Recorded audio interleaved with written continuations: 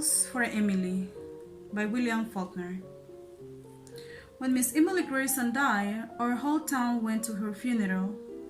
The men threw a sort of respectful affection for a fallen monument.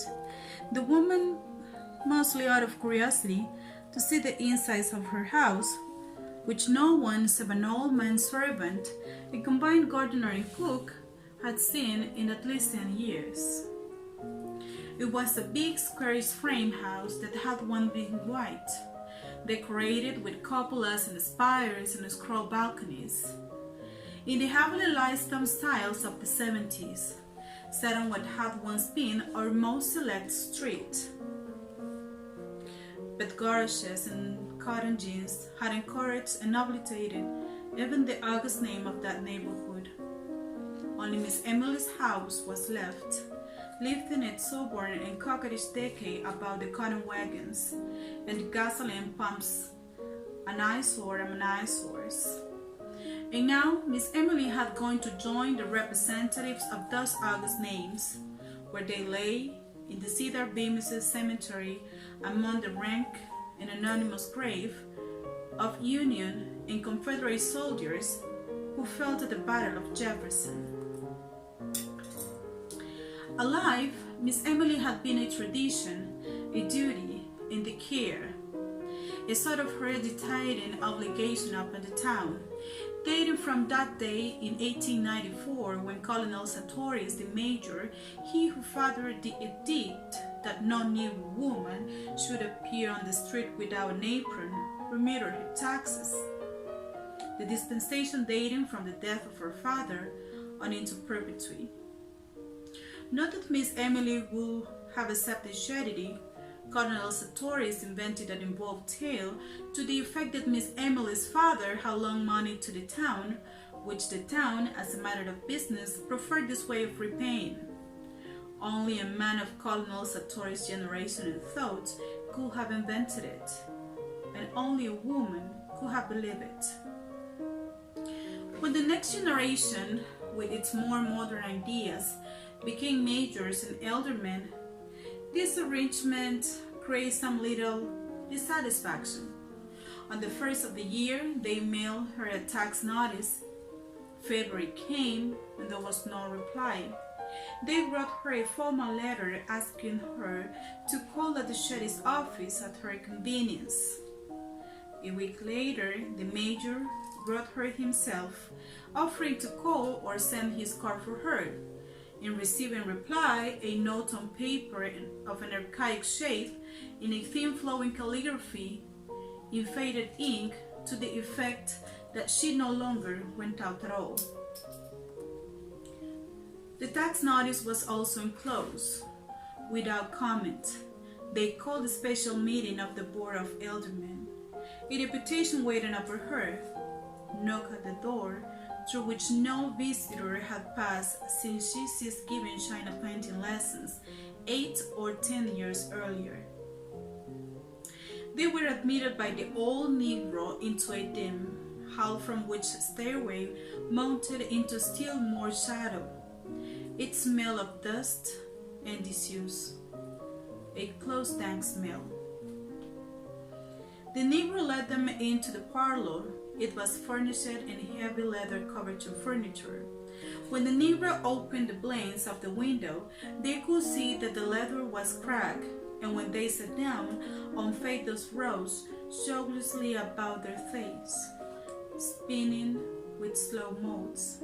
In the single sunray, on a sternish gilt so before the fireplace stood a crayon portrait of Miss Emily's father. They rose when she entered.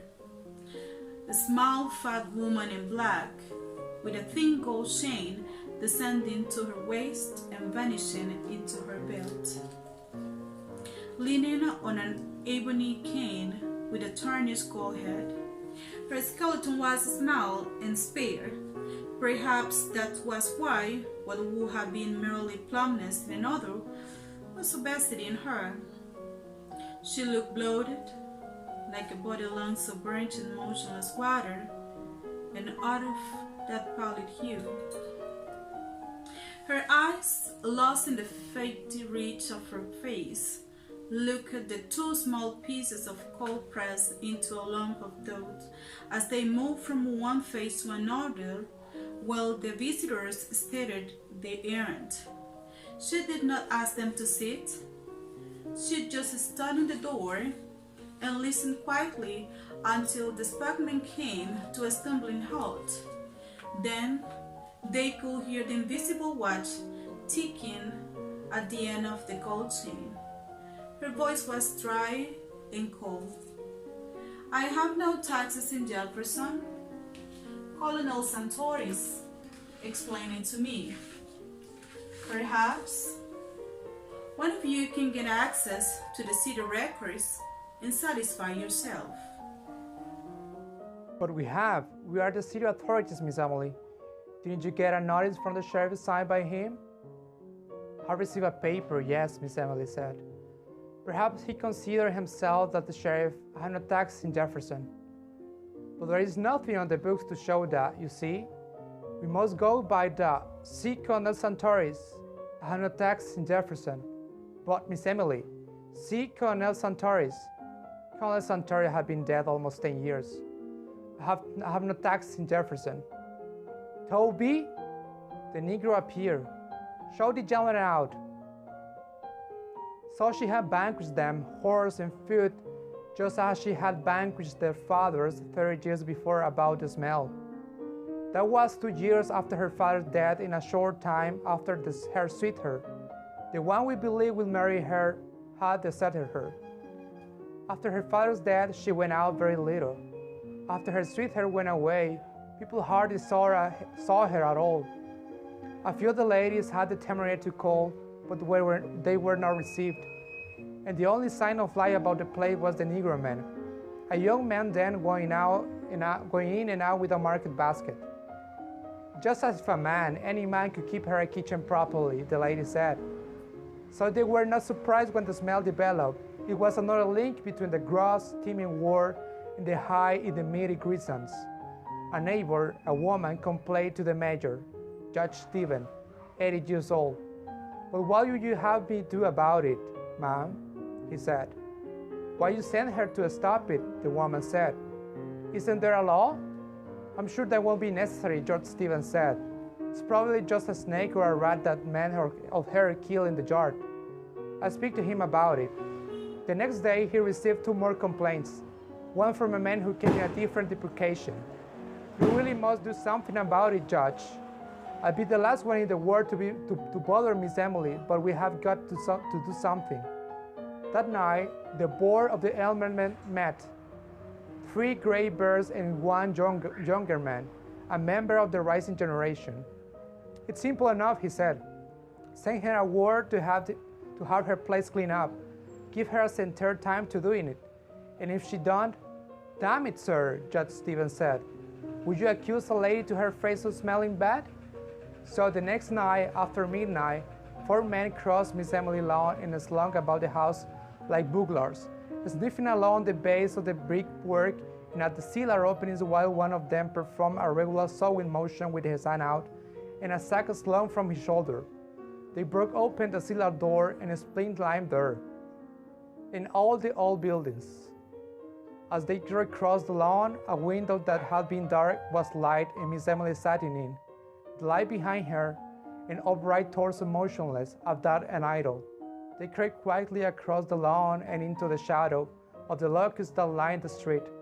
After a week or 2, the smell went out. That when the people had begun to feel really sorry for her. People in our town remembered how Old Lady White, a great aunt, has gone completely crazy at least.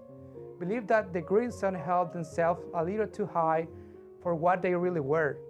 None of the young men were quite good enough for Miss Emily and such. We had long thought of them as a tableau. Miss Emily, a slender figure in the white in the background. Her father, a spread-out silhouette in the foreground, and his back to her and clutching a horsewipe. The 2 of them framed by the back flume from door. So when she got the B30 and was still single, we were not pleasant exactly. But we vindicate, even with insanity in the family, she wouldn't have turned down all the chances if they had to really materialize. When her father died, it got about that the house was all that was left to her, and in a way people were glad. At last they could pity Miss Emily, being left alone and a pauper. She had become humanized. Now she too will know the old thrill and the old despair of a penny more or less. The day after his death, all the ladies prepared to call at the house and offer condolence and aid. As is our custom, Miss Emily met them at the door, dressed as usual and with no trace of grief on her face. She told them that her father was not dead. She did that for 3 days, with the minister calling on her and the doctors trying to persuade her to let them dispose of the body. Just as they were about to resort to love and force, she broke down, and they buried her father quickly. We did not say she was crazy then. We believed she had to do that.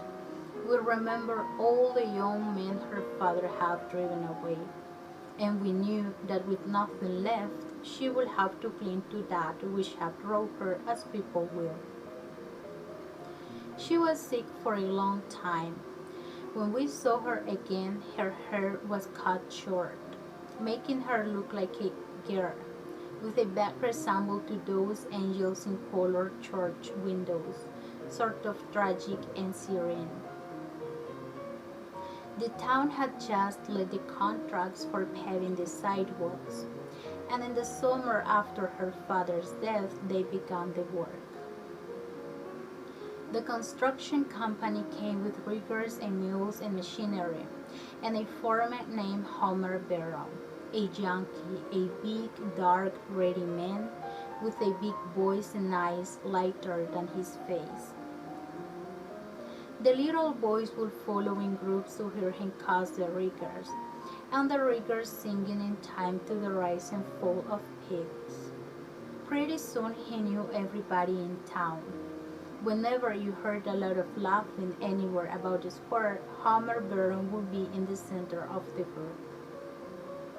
Presently, we began to see him and Miss Emily on Sunday afternoons driving in the yellow wheel buggy at the mashed team of bays from the livery stable. At first, we were glad that Miss Emily would have an interest, because the ladies all said, of course a Grierson would not think seriously of a Northerner a day laborer. But there were still others, older people, who said that even grief could not cause a real lady to forget noblesse oblige, without calling it noblesse oblige. They just said, poor Emily. Her kinsfolk should come to her. She had some kin in Alabama, but years ago her father had fallen out with them over the estate of old Lady White, the crazy woman, and there was no communication between the two families. They had not even been represented at the funeral. As soon as the old people said, poor Emily, the whispering began. Do you suppose it's really so? They said to one another. Of course it is. What else could? These behind their hands, rustling of green silk and satin behind jealousy cloths upon the sun of Sunday afternoon as the theme. Swift clop, clop, clop of the mashed team passed. Poor Emily. She carried her head high enough, even when we believed that she was fallen. It was as if she demanded more than ever the recognition of her dignity as the last Grierson, as if it had wanted that touch of earthiness to reaffirm her imperviousness, like when she bought the rat poison, the arsenic. That was over a year after they had begun to say, poor Emily, and while the two female cousins were visiting her. I want some poison, she said to the druggist. She was over 30 then, still a slight woman, though thinner than usual, with cold, haughty black eyes, in a face the flesh of which was strained across the temples, and about the eye sockets as you imagine a lighthouse keeper's face ought to look. "I want some poison," she said. "Yes, Miss Emily. What kind? For rats and such? I reckon I want the best you have. I don't care what kind. The drug is named several. They kill anything up to an elephant. But what you want is arsenic," Miss Emily said. "Is that a good one? Is arsenic?" "Yes, Ma, but what you want? I want arsenic." The druggist looked down at her. She looked back at him, erect, her face like a strained flag. "Why?" "Of course," the druggist said. "It's that what you want? But the law requires you to tell what you're going to use it for." Miss Emily just stared at him, her head tilted back in order to look him eye for eye, until he looked away and went and got the arsenic and wrapped it up. The Negro delivery boy brought her the package. The druggist didn't come back. When she opened the package at home, there was written on the box, "Under the skull and bones for rats." So the next day we all said she will kill herself, and we said it would be the best thing. When she had first begun to sing with Homer Barrow, we said she will marry him. Then we said she will persuade him yet, because Homer Barrow himself had remarked he liked men, and it was known that he drank with the younger men in the Elks Club, that he was not a merry man. Later we said, poor Emily. Behind the jealousy, as they passed on Sunday afternoon in the glittering buggy, Miss Emily with her head high, and Homer Barron with his hat cocked and a cigar in his teeth, racing whip in a yellow glow. Then some of the ladies began to say that it was a disgrace to the town and a bad example to the young people. The men did not want to interfere, but at last the ladies forced the Baptist minister, Miss Emily's people were Episcopal, to call upon her. He will never divulge what happened during that interview, but he refused to go back again. The next Sunday, they again drove about the streets, and the following day, the minister's wife wrote to Miss Emily's relations in Alabama. So she had blood kin under her roof again, and we sat back to watch development. At first, nothing happened. Then we were sure that they were to be married. We learned that Miss Emily had been to the girls and ordered a men's toilet set in silver, with the letters HB on each piece. 2 days later, we learned that she had bought a complete office of men's clothing, including a nightshirt, and we said, they are married. We were really glad. We were glad because the two female cousins were even more gruesome than Miss Emily had ever been. So we were not surprised when Homer Barron, the street had been finished some time since was gone. We were a little disappointed that there was not a public blowing off, but we believed that it had gone on to prepare for Miss Emily's coming, or to give her a chance to get rid of the cousins. By that time it was cabal, and we were all Miss Emily's lights to help circumvent the cousins. Sure enough, after another week, they departed, and as we had expected all along, within 3 days Homer Barron was back in town. A neighbor saw the Negro men admit him at the kitchen door at dusk one evening. And that was the last we saw of Homer Barron and of Miss Emily's for some time. The Negro men went in and out with the market basket. but the front door remained closed. Now and then, we will see her at window for a moment, as the men did that night when they sprinkled the lime. But for almost 6 months, she did not appear on the street.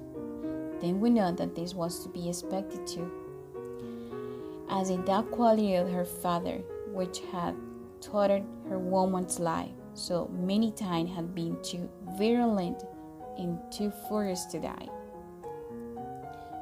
When we next saw Miss Emily, she had grown fat and her hair was turning gray. During the next few years, it grew grayer and grayer until it attained an even pepper and salt iron gray when it ceased turning. Up to the day of her death at 74, it was still that vigorous iron gray, like the hair on an active man. From that time, her front door remained closed, save for a period of 6 or 7 years. When she was about 40, during which she gave lessons in China painting, she fitted up a studio in one of the downstairs rooms, where the daughters and granddaughters of colonists or Tories contemporaries were sent to her with the same regularity and in the same spirit that they were sent to the church on Sundays, with a 25-cent piece for the collections plate. Meanwhile, her taxes had been remitted. Then the new generation became the backbone and the spirit of the town. In the painting, people grew up and fell away and didn't send their children to her with boxes of color and tedious brushes and pictures cut from the latest magazine. The front doors closed upon the last one and remained closed for good. When the town got free postal delivery, Miss Emily alone refused to let them fasten the metal numbers above her door and attach a mailbox to it. She wouldn't listen to them. Daily, monthly, yearly, we watched the Negro grow grayer and more stooped, going in and out with the market basket. Each December, we sent her a tax notice, which will be returned by the post office a week later, unclaimed. Now and then we will see her in one of the downstairs windows. She had evidently shot up the top floor of the house, like the carved torso of an idol in a niche, looking or looking at us. We could never tell which. Thus she passed from generation to generation, dear, inescapable, impervious, tranquil, and perverse. And so she died, fell ill in the house filled with dust and shadow, with only a tottering Negro man to wait on her. We didn't even know she was sick. We had long since given up trying to get any information from the Negro. He talked to one, probably not even to her, for his voice had grown harsh and rusty.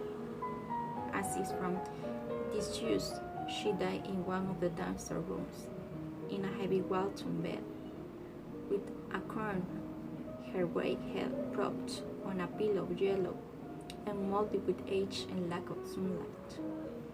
The Negro met the face of the lady at the front door and left it in, with their hushed, sibilant voices and their quick, curious glances, and then he disappeared. He walked right through the house and out the back and was not seen again. The two female cousins came at once.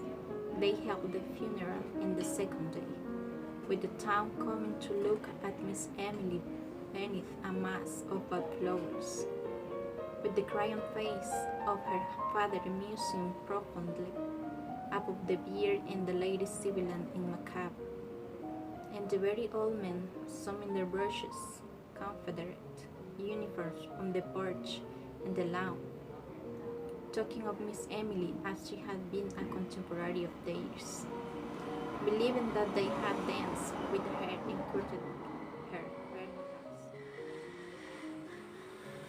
Confusing time with is mathematical progression, as they all do, to whom all the past is not a dimension but instead a huge meadow which no wither ever quite touched, derived from them, now by the narrow bottleneck of the most recent decade of years. Already we knew that there was one room in that region above the stairs which no one had seen in 40 years, and which would have to be forced. They waited until Miss Emily was decently in the ground before they opened it. The violence of breaking down the door seemed to fill the room with pervading dust. A thin, acrid pall, as of the tongue, seemed to lie everywhere upon the room naked and furnished as for bridals, upon the balanced curtains of faded rose color, upon the rose shadowed lights, upon the dressing table, upon the delicate array of crystal and the man's toilet things backed with tarnished silver. Silver not tarnished that the monogram was obscure. Among them lay a collar and tie, as if they had just been removed, which lifted left upon the surface a pale crescent in the dust. Upon a chair hung the suit, carefully folded. Beneath in the two mute shoes and the discarded socks. The man himself lay in the bed. For a long while he just stood there, looking down at the profound and fleshless green. The body had apparently was laying in the attitude of an embrace. But now the long sleep that outlasts love, that conquers even the grims of love, had cocked him. What was left of him, rotted beneath what was left of the night sheet, had become inextricable from the bed in which he lay, and upon him and upon the pillow beside him lay that even current of the patient invading us. Then we noticed that in the second pillow was the indentation of a head. One of us lifted something to it, and leaning forward, that's faint and invisible, dust drying and a creep in the nostrils, we saw a long string of iron gray hair. It was the end.